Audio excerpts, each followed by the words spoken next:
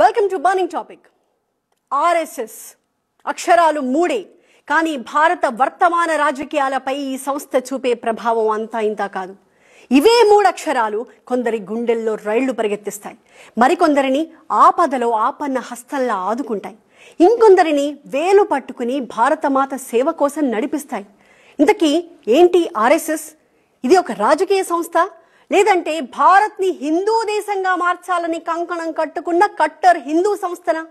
ఈ సంస్థ ముస్లింలను వ్యతిరేకిస్తుందా?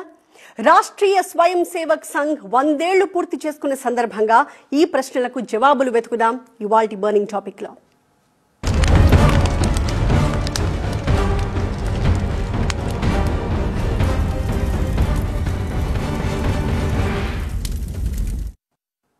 దేశానికి బాహుబలి, ప్రధానిగా హ్యాట్రిక్ కొట్టిన ధీశాలి, ఆధునిక భారత చరిత్రలో తనకంటూ ఒక చాప్టర్ రాసి పెట్టుకున్న ప్రజానాయకుడు నరేంద్ర మోదీ.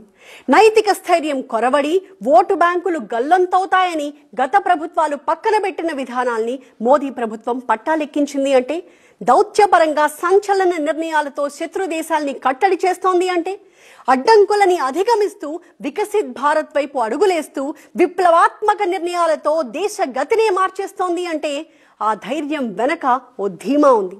మోదీ కటౌట్ బ్యాక్గ్రౌండ్ లో మరొకటేదో ఉంది. ఏంటది?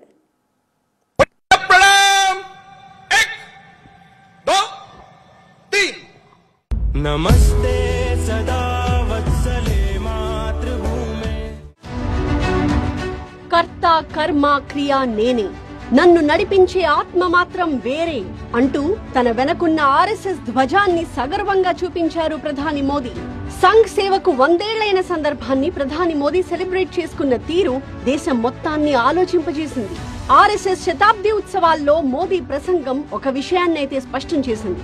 స్వాతంత్ర్య పోరాటంలో ఆర్ఎస్ఎస్ పాత్ర ఏంటని నిలదీసే వాళ్లకి జవాబు చెప్పడమే కాదు, ప్రస్తుత ప్రభుత్వానికి కూడా సంఘ్ నైతిక బలమే ప్రధానమైన తోడు అని చెప్పకనే చెప్పేశారు.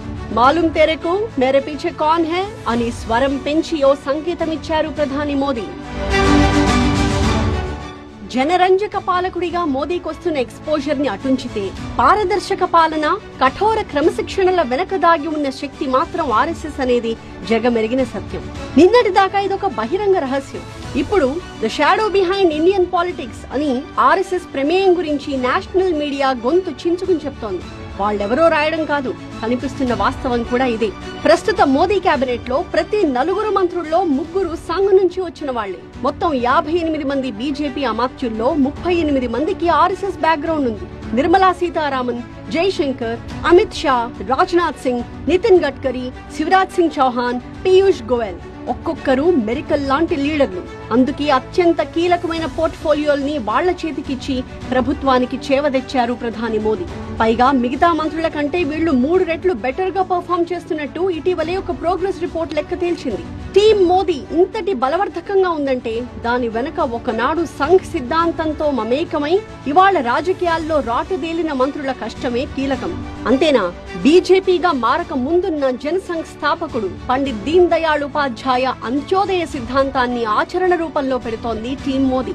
అట్టడుగున ఉన్న వారికి అభివృద్ధి ఫలాలు అందడమే రాజనీతి యొక్క ప్రధాన లక్ష్యమని చాటుతూ సంఘ్ సిద్ధాంతాన్ని అడుగడుగున ఆచరణలో పెడుతోంది. అంతెందుకు, స్వయానా ప్రధానమంత్రి మోదీనే ఆర్ఎస్ఎస్ ప్రచారక్. అంటే ఫుల్ టైం సంఘం కోసం పనిచేయడం. ఖాకీ నిక్కరేసుకుని కర్ర పట్టి సాము చేసి సంఘ్ విధించిన పంక్చువల్ లైన్స్ మీద నడిచిన వ్యక్తిగా మోదీకి పవర్ఫుల్ ఫ్లాష్ బ్యాక్ ఉంది. నేను ప్రధానమంత్రిని కాదు, ప్రధాన సేవకుణ్ణి అని తనకు తానే సర్టిఫికెట్ ఇచ్చుకున్నప్పుడు సేవక్ ఆఫ్ ఇండియా అని హెడ్లైన్ వార్తల్లో నిలిచారు ప్రధాని మోదీ. ఆసియా ఖండంలో మిగతా ప్రజాస్వామ్యాలన్నీ పటాపంచలవుతుంటే మన దేశం మాత్రం నిటారుగా నిలబడే ఉందంటే దానికి కారణం ఇక్కడున్న సుస్థిర పాలనే. మోదీ సంతకం పెట్టి అమల్లోకి తెచ్చిన అనేక విధాన నిర్ణయాలు ఫలాలనిస్తూ వికసిత్ భారత్ ఆవిష్కృతమవుతోంది. మోదీ సర్కార్ ఏ కొత్త ఆలోచన చేసినా మొదట్లో అసాధ్యమన్న వాళ్లు అమల్లో సక్సెస్ అయ్యాక నోరెళ్లబెట్టేశారు. నిన్న మొన్నటి జీఎస్టీ 2.0, అంతకు ముందు digital payment system, surgical strikes, penal code మార్చడం, ఆపరేషన్ సింధూర్, వేటికవే అన్ని విప్లవాత్మక చర్యలే. ఆర్టికల్ 370 రద్దు, ట్రిపుల్ తలాక్ రద్దు లాంటి సాహసోపేత నిర్ణయాలతో ముస్లిం సమాజాన్ని కూడా అక్కున చేర్చుకుంది మోదీ సర్కార్. ద మోస్ట్ పవర్ఫుల్ హిందూ జాతీయవాద సంస్థగా రాష్ట్రీయ స్వయం సేవక్ సంఘ్ భావజాలమే మోదీ మార్క్ ఆఫ్ గవర్నెన్స్ ని కొత్త పుంతలు తొక్కిస్తోందా? సావధానంగా ఆలోచించే మెదళ్లకు ఇప్పుడు కాదు, ఎప్పుడో అయిన జ్ఞానోదయం ఇది.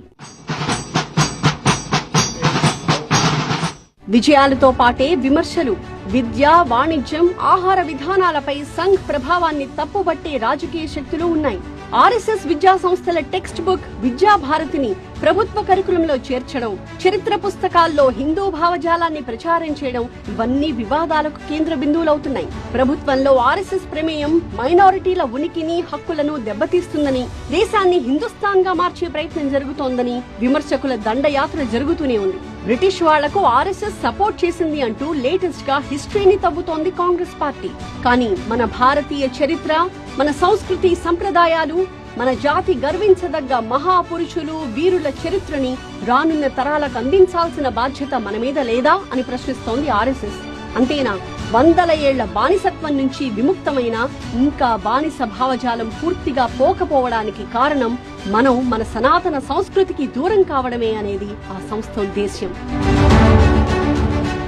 దేశ స్వాతంత్ర్యం తర్వాత ఆర్ఎస్ఎస్ అణచివేతకు కుట్రలు చేశారని, ప్రధాన స్రవంతిలోకి రాకుండా అడ్డుకునే ప్రయత్నాలు జరిగాయని, గురూజీ గోల్వాల్కర్ పై అక్రమ కేసులు పెట్టి జైలు పాలు చేసినట్టు అభియోగాలున్నాయి.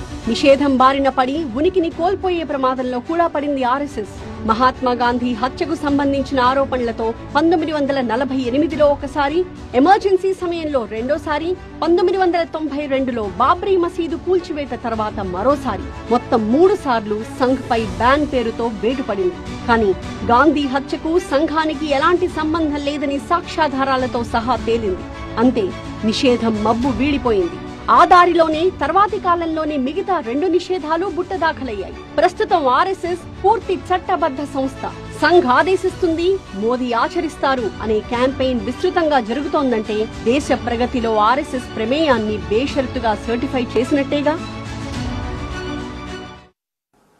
జీవన సాఫల్యం అంటే మంచి చదువు, మంచి ఉద్యోగం, సుఖప్రదమైన జీవితం, ఇంతేనా?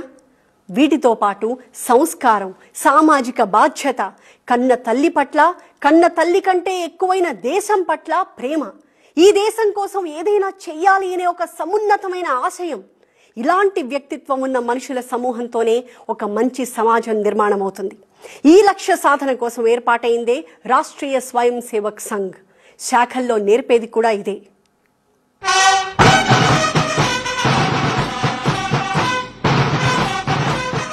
1920లో దేశం బ్రిటిష్ వలస పాలనలో మగ్గుతున్న రోజులు. మరోవైపు ఖిలాఫత్ ఉద్యమం సమయంలో హిందూ ముస్లిం మత ఘర్షణలు.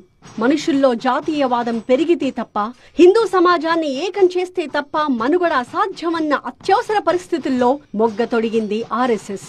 సరిగ్గా 100 ఏళ్ల క్రితం 1925 నాగ్పూర్ లో పుట్టిన రాష్ట్రీయ స్వయం సేవక్ సంఘ్ ఒక నిశ్శబ్ద విప్లవంలా దేశమంతా విస్తరించింది. 4-5గురితో ఆరంభమై అతి స్వల్ప కాలంలోనే ఆ సంఖ్య వందలు, వేలకు చేరుకుంది. ఈ దేశం పట్ల, ధర్మం పట్ల నిష్ఠ కలిగిన పరిపూర్ణమైన వ్యక్తిత్వాలను తీర్చిదిద్దడం, అలాంటి వ్యక్తుల కలయికతో విలువలతో కూడిన సమాజాన్ని నిర్మించడం, దేశానికి పునర్వైభవాన్ని సాధించడం, ప్రపంచంలోనే భారత్ ను విశ్వ గురువుగా నిలపడం, ఇది సంఘ్ లక్ష్యం. దేశం కోసం పూర్తి సమయం కేటాయించాలి. తమ కోసం ఏది ఆశించకుండా త్యాగ నిరతితో పనిచేయాలి. ఇలాంటి షరతుల మీదే ప్రచారకుల నియామకం జరిగింది. ప్రస్తుత మన ప్రధాని మోదీ జర్నీ కూడా అలా సంఘ్ ప్రచారక్గానే మొదలైంది. పండిత్ దీన్ దయాళ్ ఉపాధ్యాయ, శ్యామా ప్రసాద్ ముఖర్జీ, నానాజీ దేశ్ముఖ్, అటల్ బిహారీ వాజ్పేయి, లాల్ కృష్ణ అద్వానీ, బలరాజ్ మధోక్, ఇలా అనేక మంది గొప్ప నాయకులను తీర్చిదిద్దింది సంఘమే. రాజకీయ క్షేత్రంలోనూ సంఘ్ సిద్ధాంతంతో పనిచేసే ఒక సంస్థ అవసరమనే నాటి సంఘ్ పెద్దల ఆలోచనకు ఆచరణ రూపమే 1952లో ఏర్పాటైన జనసంఘ్. ఈ సంస్థే 1980లో భారతీయ జనతా పార్టీగా రూపాంతరం చెందింది. ఆ సిద్ధాంతాలని పుణికిపుచ్చుకుంది. ఇక సంఘ్ స్థాపకులు డాక్టర్ కేశవరావు బలీరామ్ హెడ్గేవార్, ఆ తర్వాత మాధవ సదాశివ గోల్వాల్కర్, బాలాసాహెబ్ దేవరస్, ఈ ముగ్గురు వరుసగా సర్సంఘచాలకులుగా సంఘానికి మార్గదర్శనం చేశారు. సిద్ధాంతాన్ని విస్తరించే క్రమంలో ఉండగానే సంఘ్ పై గాంధీ హత్య పేరుతో పెద్ద నింద పడింది. సాక్ష్యాధారాలతో సహా సంఘ్ ప్రమేయం లేదు అని తీర్పొచ్చాక ఆర్ఎస్ఎస్ ఆ నింద నుంచి కడిగిన ముత్యంలా బయటపడింది. ఆ తర్వాత సంఘ్ కార్యం వెనుతిరిగి చూడలేదు. వివిధ రంగాల్లో శాఖోపశాఖలుగా విస్తరించింది. సంఘ విస్తరణ బాధ్యతను నాటి ప్రచారకులైన దత్తోపంత్ ఠెంగ్డే, యశ్వంతరావు కేల్కర్, బాలాసాహెబ్ దేశ్ పాండే, ఏక్నాథ్ రానడే, దీన్ దయాళ్ ఉపాధ్యాయ, దాదాసాహెబ్ ఆప్టే లాంటి వారు తమ భుజ స్కంధాల మీద వేసుకుని వివిధ రంగాల్లో సంస్థలను ప్రారంభించి సంఘ్ విస్తృతిలో కీలకంగా మారారు. 60,000కు పైగా శాఖలు, కోట్లాది స్వయం సేవకులు, 500 అనుబంధ సంస్థలు, 30,000 పాఠశాలలు, 90 లక్షల మంది బిఎంఎస్ కార్మిక సభ్యులు, 50 లక్షల మంది ఏబీవీపీ కార్యకర్తలు, 10 కోట్ల మంది బీజేపీ కార్యకర్తలు, 70 లక్షల మంది విశ్వ హిందూ పరిషత్ సభ్యులు, 3 లక్షల మంది బజరంగ్ దళ్ కార్యకర్తలు. ఇవి చాలు సంఘ్ బలగం ఎంతో చెప్పడానికి. ఇలా ఒక్క భారతదేశంలో మాత్రమే కాదు, ప్రపంచ వ్యాప్తంగా కనీసం 80 దేశాల్లో సంఘ్ విస్తరించింది. సామాజిక సమరసతా మంత్రంతో మనుషులను ఒక్కటి చేస్తోంది.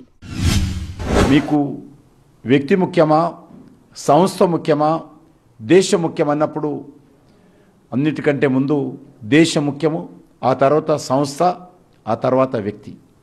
నేషన్స్ ఫస్ట్ అనేటువంటి ఆలోచనతో రాష్ట్రీయ స్వయంసేవక్ సంఘ్ పనిచేస్తుంది. ఆర్ఎస్ఎస్ పంచ పరివర్తన్ పేరుతో 5 అంశాల్ని నిర్దేశించుకుంది. మొదటిది కుటుంబ ప్రబోధన్. కుటుంబ వ్యవస్థ దృఢంగా నిలిచేందుకు మన పూర్వులు 5 విధి విధానాలను ఏర్పరిచారు. భజన, భోజనం, భాష, వేషధారణ, నివాసం. వీటిని సక్రమ పద్ధతిలో పాటిస్తే శారీరక, మానసిక స్థితి సవ్యంగా ఉంటుంది. ఇరుగు పొరుగుతో సత్సంబంధాలు పెరుగుతాయి. రెండోది పర్యావరణాన్ని పరిరక్షించడం. పంచపరివర్తన విషయంలో ప్రజల్లో అవగాహన పెంచాలి. పర్యావరణం ముఖ్యంగా కూడా పర్యావరణం ఉంది. పర్యావరణం విషయంలో కూడా మనం చాలా మొదటి నుంచి కూడా ఈ ప్లాస్టిక్ వ్యతిరేకంగా మనం పనిచేస్తూ వస్తున్నాము. మూడోది సమరసత. హిందువులందరినీ సంఘటితం చేయాలని సంకల్పం తీసుకోవడం. నాలుగోది స్వదేశీ మంత్రం. ఒక వినియోగదారుడిగా స్వదేశీ ఉత్పత్తుల్ని మాత్రమే ఉపయోగించడం. ఐదవది హక్కుల కంటే పౌర విధులకు ప్రాధాన్యం ఇవ్వడం.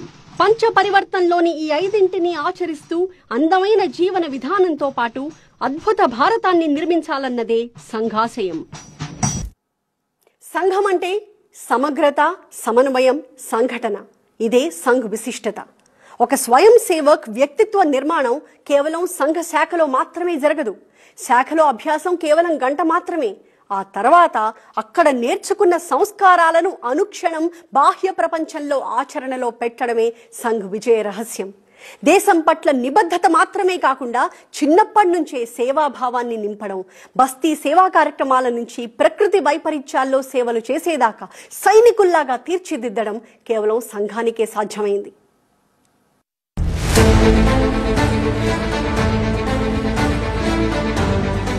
ఆర్ఎస్ఎస్ మాతృ సంస్థగా ఇవాళ ప్రపంచవ్యాప్తంగా కొన్ని 100 సంస్థలు సేవా కార్యక్రమాల్లో నిమగ్నమై ఉన్నాయి. సేవా భారతి, వనవాసి కళ్యాణాశ్రమ్, భారత్ వికాస్ పరిషత్ వంటి సంస్థలు అంకిత భావంతో ఇప్పటికే కొన్ని వేల గ్రామాల్లో తమ సేవలందిస్తున్నాయి. ఇంకా ధార్మిక క్షేత్రం, రాజకీయ, విద్యార్థి, మహిళ, కార్మిక, కర్షక ఇలా విభిన్న రంగాల్లోనూ బీజేపీ, ఏబీవీపీ, బీహెచ్పీ, బీఎంఎస్, బీకేఎస్ ఇలా అనేక సంస్థలు వారికి నిర్దేశించిన పనితో పాటు అనేక సేవా కార్యక్రమాలు నిర్వహిస్తున్నాయి. అందుకే ఒక్క మాటలో చెప్పాలంటే మానవ సేవే మాధవ సేవ. ఆర్ఎస్ఎస్ మూల సిద్ధాంతం ఇదే. అందుకే అత్యంత కఠినమైన పరిస్థితుల్లో కూడా మొక్కవోని దీక్షతో సేవలందించి ఆపద్బాంధవులనిపించుకున్నారు సంఘ్ స్వయం సేవకులు. భారతదేశంలో 80,000 గ్రామాల్లో ప్రతినిత్యము కూడా ఉదయము సాయంత్రము యువకులు పెద్దలు కలిసి వాళ్ళు పరిపూర్ణ మానవులుగా అవుతూ యోగా, కరాటే, దేశభక్తి గీతము, సంచలన్ ఇటువంటి కార్యక్రమాలతో పరిపూర్ణ మానవులుగా తయారవుతున్నారు. ఆర్ఎస్ఎస్ సేవాభావానికి, స్వయం సేవకుల మొక్కవోని ఆత్మవిశ్వాసానికి, నిర్భీతికి అతిపెద్ద ఉదాహరణ 1977 నాటి దివిసీమ ఉప్పెన. శవసేన అనే పేరుతో సాహసోపేతంగా ఆకలి దప్పులకు ఓర్చి ఆనాడు స్వయం సేవకులు అందించిన సేవలను అక్కడి జనం ఇప్పటికీ తలుచుకుంటారు. ఇంత పెద్ద శవాలు ఉన్నాయి, ఎక్కడ చూసినా ఏడుస్తున్నారు మనుషులు. రోదన, ఆక్రందన ఉంది. ఒకటి మేము అనుకున్నాము. నాయనబడి నాయన అన్నాడు ఏం చేద్దామంటే నేనన్నా ఒకటి శవాలు కనపడుతున్నాయి, శవాలు దానం చేద్దాం. మరి కట్టెలు అక్కడ దొరకవు, కిరోసిన్ తీసుకొని దానం చేస్తాం. మేము ఒక 16 మంది స్వయం సేవకులు కలిసి ఒక 2 బ్యాచ్లు ఏర్పడి మేము గ్లోవ్స్ పెట్టుకొని ఈ హ్యాండ్ పెట్టుకొని మాస్క్ పెట్టుకొని మేము రామనామ సత్య అనుకుంటూ మేము దాన సంస్కారం చేసినాము. 1993 నాటి లాతూర్ భూకంపం, మొన్నటి కేరళ వైనాడ్ కొండ చర్యలు విరిగిపడ్డ భయానక ఘటన, ఇప్పుడు ఉత్తరాది క్లౌడ్ బర్స్ట్లు, వరద విలయాల దాకా ఎక్కడ ఆపదుంటే అక్కడ తక్షణం వచ్చి నిలిచింది ఆర్ఎస్ఎస్. ముఖ్యంగా ఆర్ఎస్ఎస్ ఆధ్వర్యంలో నడిచే సేవా భారతి సంస్థ దేశవ్యాప్తంగా అనేక బస్తీల్లో జనానికి ఆసరానిస్తోంది. చదువు సంస్కారాలతో పాటు వాళ్ల కాళ్ల మీద వాళ్లు నిలబడేలా అనేక ప్రాజెక్టులతో వారికి శిక్షణనిస్తోంది సేవా భారతి. ఇక గిరిజన ప్రాంతాల్లో విదేశీ శక్తుల మత మార్పిడులకు అడ్డుకట్ట వేస్తూ అక్కడి పిల్లలకు విద్యాబుద్ధులను అందిస్తూ అక్కడి యువకులకు వివిధ రకాల ప్రాజెక్టులతో శిక్షణనిస్తోంది వనవాసి కళ్యాణాశ్రమం. నేను వనవాసి కళ్యాణాశ్రమం చెప్పేసి గిరిజన ప్రాంతాల్లో పనిచేస్తూ ఉంటాను. గిరిజన ప్రాంతాల్లో వనవాసి చేతలు మా కార్యక్రమాలు ఈ రోజున 22,000 ప్రాజెక్ట్స్ గిరిజన మేము దేశంలో మేము చేస్తాం. మొత్తం కూడా విద్యా విషయంలో కానివ్వండి, చికిత్స విషయంలో కానివ్వండి, తర్వాత ఆర్థిక వికాసం విషయంలో కానివ్వండి, అదేవిధంగా ధర్మ సంస్కృతి పరంపర విషయంలో కానివ్వండి, ఆటల్లో ప్రావీణ్యం పొందడంలో కానివ్వండి, ఇవన్నీ విషయాలు మనం చేస్తుంది. ఆ విధంగా దేశం లోపల ఈ ఆలోచనతో పనిచేసే సంస్థ 1వ నెంబర్లో ఉందని తప్పకుండా చెప్పవచ్చు. అందరూ నమస్తే సదా వత్సలే మాతృభూమే, నమస్తే సదా వత్సలే మాతృభూమే. దేశ హితం కోసం పాటుపడుతూ సామాజిక సమరసతను రక్షించే క్రమంలో వేలాది మంది స్వయం సేవకులు అనేక కష్టాలను ఎదుర్కొన్నారు. కొందరు దేశం కోసం ప్రాణాలను బలిచ్చారు. కానీ భరతమాత విషయంలో స్వయం సేవకుల స్ఫూర్తి మాత్రం ఒక్కటే, తేరా వైభవ్ సదా రహేమా, హమ్ దిన్ చార్ రహే యా నా రహే. ఇది ఇవాల్టి బర్నింగ్ టాపిక్. మరో అంశంతో మళ్ళీ కలుద్దాం. చూస్తూనే ఉండండి TV9.